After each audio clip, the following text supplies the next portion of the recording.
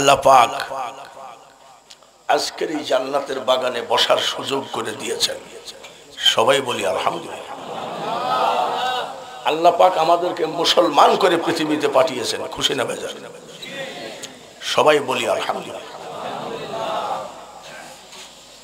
মুসলমান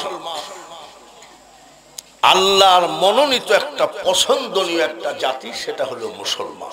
সুবহানাল্লাহ। কোরআন শরীফ সবাই পড়া জানেন, হাক্কা তুকাতিহি ওয়ালা তামুতুন্না ইল্লা ওয়া আনতুম মুসলিমুন। আল্লাহ পাকের পবিত্র জবানে ঘোষণা করছেন, প্রকৃত মুসলমান না হয়ে তুমি কবরে এসো না। আমরা সেই মুসলমান, সবাই বলি আলহামদুলিল্লাহ। আজকের যিনি সভাপতি মাহবুল মেম্বার, আমার ভগ্নিপতি, তারপরেও আমি উদাহরণস্বরূপ বলছি, ওনার ছেলে আর আমার মেয়ে বিয়ে দিব।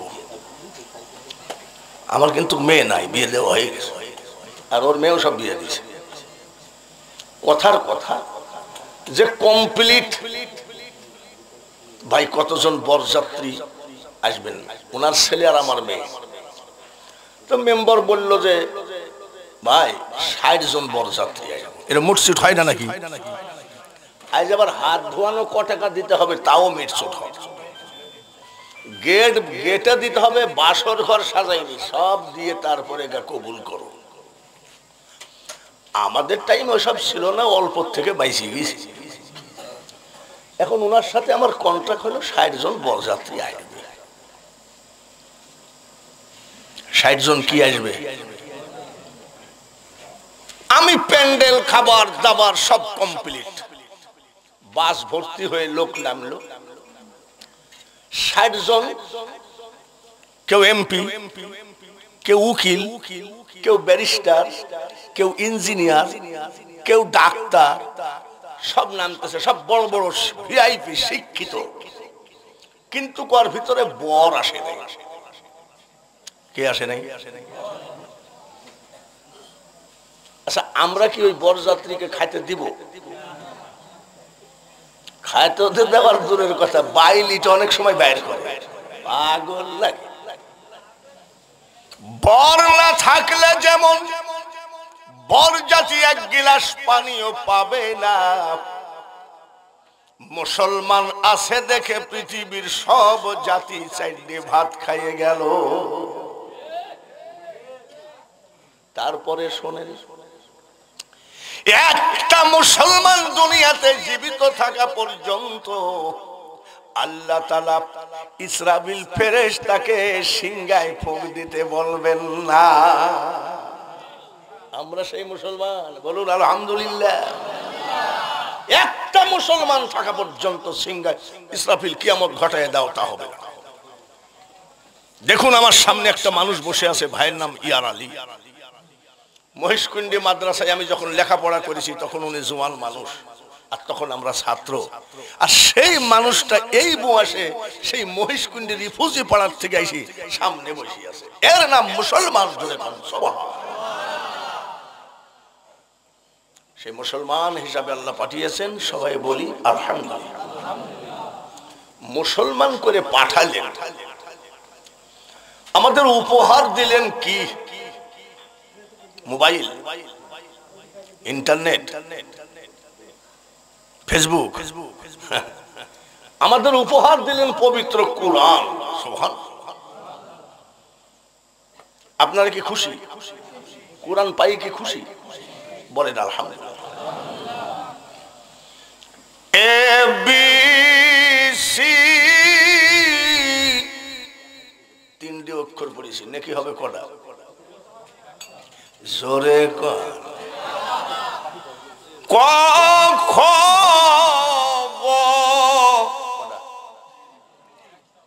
একটাও। আলিফ লাম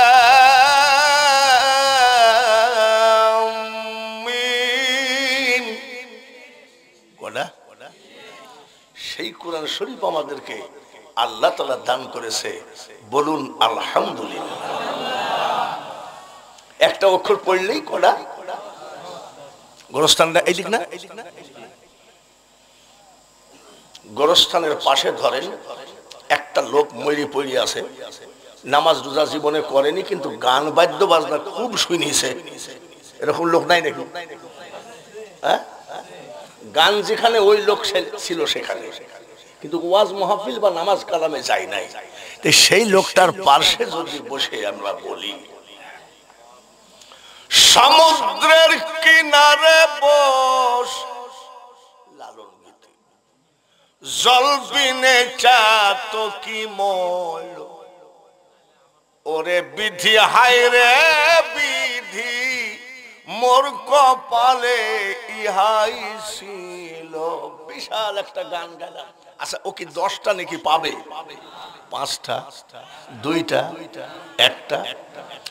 ওই কবর থেকে এমপি, মন্ত্রী, শিল্পী সমস্ত মানুষগুলো কি চায়? কবরের পাশ দিয়ে যখন কোন আল্লাহওয়ালা ব্যক্তি যায়, ওই গোরস্থানবাসী ডাক দেয়, কে যাও রে পথিক রাস্তা দিয়া হাটিয়া, সূরা ফাতিহা সূরা ইখলাস যাও না একবার পড়িয়া। সুবহান। কোন গানে কাজ হবে না, কোরআন শরীফ জোরে কোন মারহাবা। কোরআন শরীফের মতন মজা কি আর পৃথিবীতে আছে না? আপনার ইমাম সাহেব 10 বছর নামাজ পড়ায়, শুরুতেই কোন সূরা পড়ে? জোরে কোন? আচ্ছা, আপনারা কি কেউ বলেছেন যে ভাই 10 বছর ইমামতি করেন, আপনার কি লজ্জা শরম কিছুই নাই? এই উঠি ওই এক গীত শুরু করেন কেন? এরকম বলিছে? আলহামদুলিল্লাহ আলহামদুলিল্লাহি রাব্বিল আলামিন। মজা আছে না নাই? এই সূরাটার বয়স কত বছর? 1500 বছর। কত বছর? আর রহমানির রহিম মালিকি ইয়াউমিদ্দিন ইয়্যাকা না'বুদু ওয়া ইয়্যাকা নাস্তাঈন। মজা আছে না? কিয়ামত পর্যন্ত সূরা ফাতিহার মজা কমবে? মরিয়া গিয়াছে। আপনার এই গানটা কি এখন আর আছে? ঘৃণা কইরেও কেউ শুনে না, কিন্তু যখন প্রথমেই গানটা বাইর হইল তখন এক বুড়ি বুকের বাতা ছাড়া কিছু নাই, রিক্সা চালাইছে, কয় মরিয়া গিয়াছে বিয়ের স্বামী। এক সময় বুড়ি মানুষ এই গানটা গাইছে, তোরা বলেন ঠিক কিনা? এখন কি এই গান ভুল করে কেউ গায়? খলাকাল ইনসানা মিন সালসালিন কাল ফাখর। 1500 বছরের। ওয়া খলাকাল জান্না মিন মারিজিন মিন নার। فبأي آلاء ربكم تكذبان। জোরে বলেন মারহাবা। এর নাম কি? কোরআন। কোরআন মজা নিয়েই পৃথিবীতে এসেছে, জোরে বলেন ঠিক কিনা? আজ আপনাদের দেশেরই ছেলে আমি, এই বাঙালি হুজুর যদি কোরআনে হাফেজ না হয়ে যদি গায়ক হতো, কবে ক্যান্সার রোগে মরে গেছে। আর আমি যে চিল্লাই, খুব খেয়াল, আমি যে চিল্লাই, আর প্রতি নাইট কোন নাইট আমার ফাঁকা নাই। আমি নিজেও আমাকে নিয়ে আমি ভাবি যে তুমি পারো কেমন? কোরআন তাই পারে। 35 বছর কুষ্টিয়া শহরে থেকে আসছি, 4 বছর বাড়ি আছে। কুষ্টিয়া শহরে যে বাড়িতে ছিলাম ওর পাশে আওয়ামী লীগের অফিস, চেয়ার টেবিল তো সবসময় থাকে। আমি দুপুরে পান খাই, ভাত খাই এসে বসে আছি। একটা ছেলেকে বলছি, ছেলেটা এই একটা পান লিয়ে, ও পান আনতে গিয়েছে, আমি চেয়ারে বসে আছি, একটা লোক এসে গেছে, সালাম আলাইকুম। আচ্ছা এই সালাম কি হবে? আধ বুড়ি সালামও দেওয়া যাবে না, জোরে বলেন ঠিক কিনা? আমাকে বলছে সালাম আলাইকুম। হ্যাঁ হ্যাঁ বলো, আপনি সেই বক্তা না? আপনার সাথে দেখা হলে আপনি বাঙালি হুজুর না? আপনি আমাদের মাহফিলে ওয়াজ করলেন ঈদগা মাঠে, সেই হুজুর না? আর বলছে আপনি সেই বক্তা না? বলে ডেলি কয়েক ঘন্টা বকেন, আপনারাই বলেন ভাষাটা কি ঠিক আছে? আপনি আমাকে জিজ্ঞাসা করতে পারেন যে হুজুর আপনি ডেলি কতটুক টাইম ওয়াজ করেন, আরে কি বলছে ডেলি কয়েক ঘন্টা বকেন। আমি মালের তো তার কাটা আছে। আমি বলছি আমি 3 ঘন্টা 2.5 ঘন্টা কালেকশন করতে হলে 4 ঘন্টাও হয়ে যায়। বলছে বলেন কি? আমি কি রে বাবা, এই হাসতে না তাহলে আজ কি উঠছিস কেন? বলে আপনি কি খান?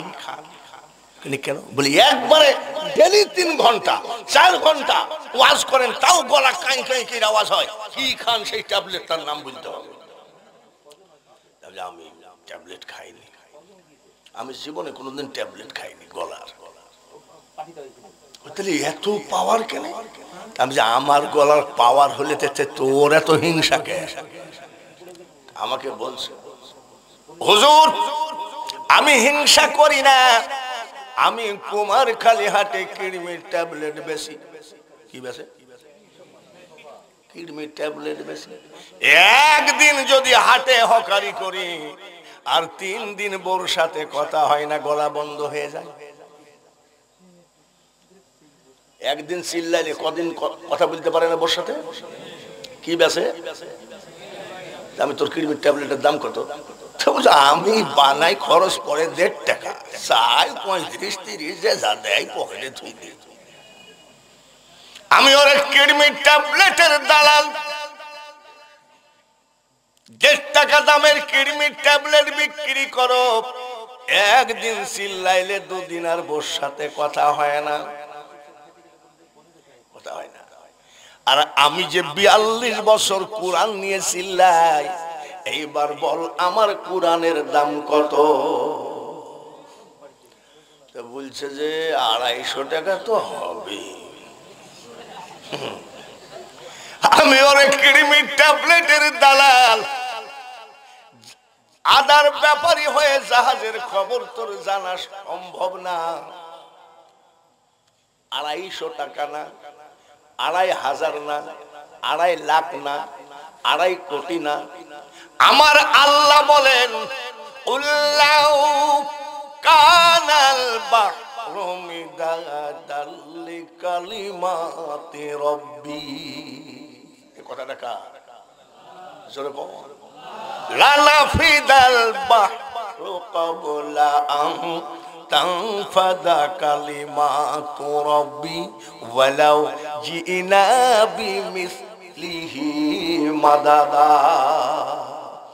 আমার আল্লাহ বলেন তাম পৃথিবীর পানি যদি কালি বানাও, আর ওই কালি দিয়ে যদি আমার কালামের সামান্যতম কালামের মান লেখা শুরু করো, দাম লেখা শুরু করো, কালি কলম খাতা সব শেষ হয়ে যাবে রে, কিন্তু আমার কালামের দাম লেখে শেষ করা যাবে না। এর নাম হলো পবিত্র কোরআন। সেই কোরআন আল্লাহ পাক আমাদেরকে দিয়েছেন। বলুন তো কোরআন যে পড়ি আমরা, একটা কাঠ এরকম, কাঠটার নাম কি? রেহেল কাঠ কি কোরআনের কোনো আয়াত, কোরআনের কোনো অংশ? রেহেল কাঠটা রাখি কেন? কোরআন যেন হাঁটুর নিচে না হয়। কোরআন একটু উঁচুতে রাখতে হবে। ওযু ছাড়া কোরআন টাচ করা যাবে না, কোরআন পড়া যাবে না। এইবার রেহেল কাঠটা যদি আপনাকে দেই, আপনি কি রেহেল কাঠের উপরে পা দিতে পারবেন নাকি? জোরে বলেন। রেহেল কাঠ তো কোরআন নয়, ও তো কোরআনের সাথে কেবল টাচ হয়েছে। তাই যদি আপনি পা না দিতে পারেন, কোরআনের এই এত কথা কোরআনের সাথে টাচ খেয়ে যদি একটা কাঠ পবিত্র হয়ে যায়, কোরআনের উপরের যে মলাটটা এটা কিন্তু কোনো আয়াত নয়, মলাটটা যদি পড়ে থাকে আর ওই মলাটের উপরে পা দেওয়া যাবে নাকি? যাবে? মলাট তো কোরআন নয়, মলাট তো কোরআনকে ঢেকে রাখা, ধুলা বালি যেন না পড়ে। রেহেল কার যদি কোরআনের সাথে ঠেকে পবিত্র হয়ে যায়, মলাট যদি কোরআনের সাথে ঠেকে পবিত্র হয়ে যায়, সেই কোরআন যদি বর্তমানে মূর্তির পার নিচে শুনি, ও মুসলমান, তখন তো আর শান্তি লাগে না। কে বা কাহারা কোরআন শরীফ মূর্তির পার নিচে রেখেছে এটা আমাদের বিবেচ্য বিষয় নয়। কোরআনকে হেফাজতকারী তিনি কে? তাহলে যারা বেইজ্জতি কোরআনকে করলো তাদের কথাটা শুনে নাও। পিপিলিকার পাখা বাড়ে মরিবার তরে। কোরআন মোল্লার দৌর কদ্দুর? মোল্লার দৌর মসজিদ পর্যন্ত, তাই না? কিয়ামতের মাঠে কোরআনে হাফেজকে ডাকি বলবে, তুমি কি কোরআনে হাফেজ? বলে হ্যাঁ। যাও, জাহান্নামে চলে যাও। হাফেজ চিন্তা করবে যে আগে যদি জানতুক যে দুজকে যেতে হয়, তাহলে মাদ্রাসার নামও পড়তুক নি বইতে। বলে মাবুদ, হ্যাঁ দুজকে যাও। হাফেজ সাহেব ভাববে মা নূরের টুপি পাবে, বাবা নূরের টুপি পাবে, আর আজকে আল্লাহ সরাসরি জাহান্নামে যেতে বলে। ব্যাপারটা কি? আল্লাহ তাআলা বলে, হাফেজ সাহেব রে, বাল হুয়া কুরআনুম মাজিদুম ফি লাউহিম মাহফুজ। গোটা লৌহ মাহফুজের কোরআনটা তুমি বুকে করে টেনেছো, যার জন্য আমি তোমাকে জাহান্নাম পুরস্কার দিলাম। আচ্ছা, জাহান্নাম কি পুরস্কার হয়? আপনি একটা চড় মারি বলবেন জান বকশিশ দিলাম, তাই হয় নাকি? হাফেজ সাহেবের মনটা বড় বেজার। আমার আল্লাহ বলে, হাফেজ সাহেব রে, মনটা বেজার করো না, মুখটা বেজার করো না, তাড়াতাড়ি জাহান্নামে যাও। দুনিয়ার মাটিতে 30 পারা কোরআন বুকে করে টেনেছো, যার পুরস্কার স্বরূপ আমি আল্লাহ তোমাকে ক্ষমতা দিয়ে দিলাম 10 জন ইচ্ছা মতন পছন্দ মতন জাহান্নামীকে জান্নাতে নিয়ে যাও। জোরে কোন সুবহানাল্লাহ।